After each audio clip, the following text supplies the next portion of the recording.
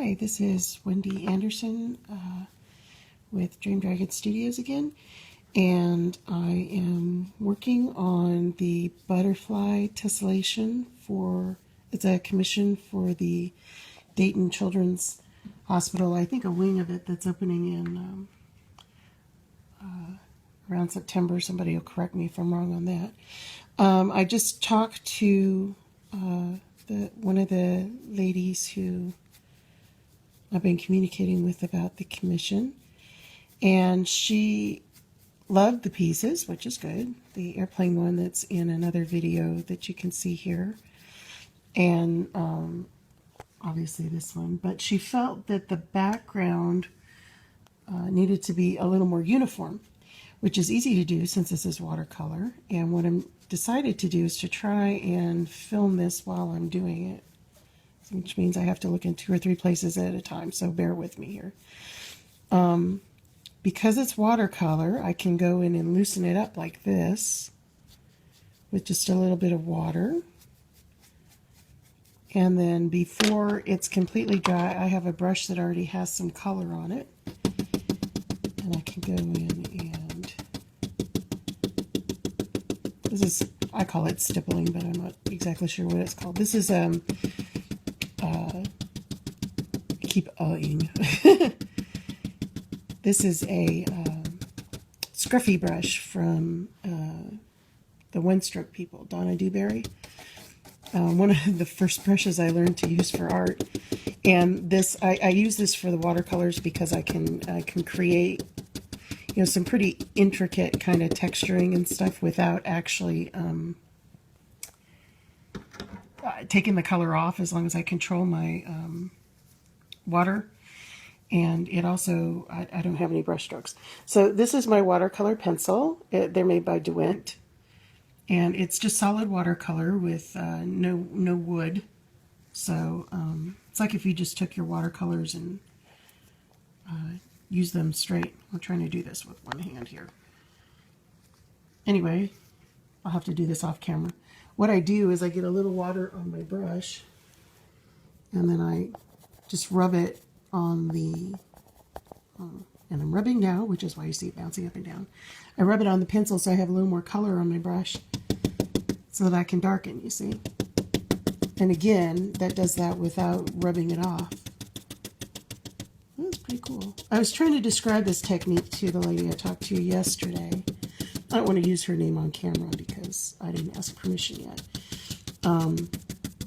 Anyway, I was trying to describe to her how I did it. I wasn't very good at describing it, so I know she can see the videos, so I thought I'd show it.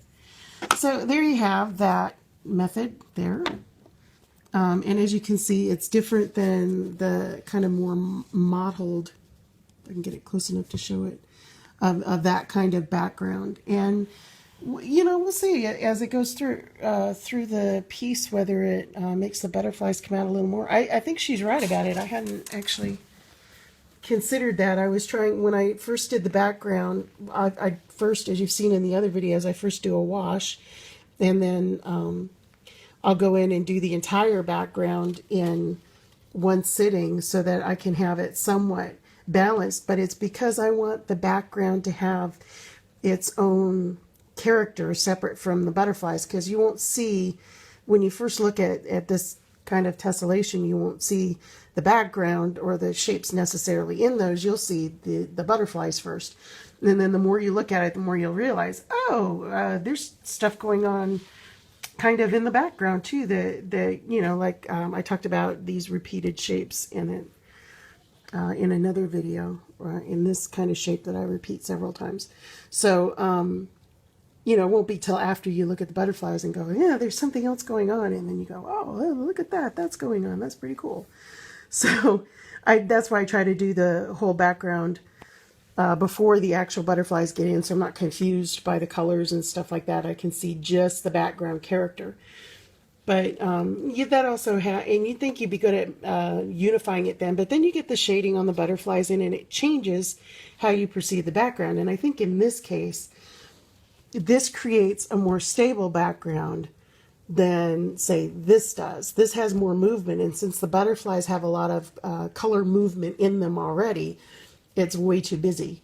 So if you have something like a stable background in a piece like this, even though the characteristics kind of fuzzy because of the technique that I use, so it has some movement in it anyway, it doesn't have as much movement as a butterfly's and has a tendency to stabilize the piece when you're looking at it instead of moving your eye around too much.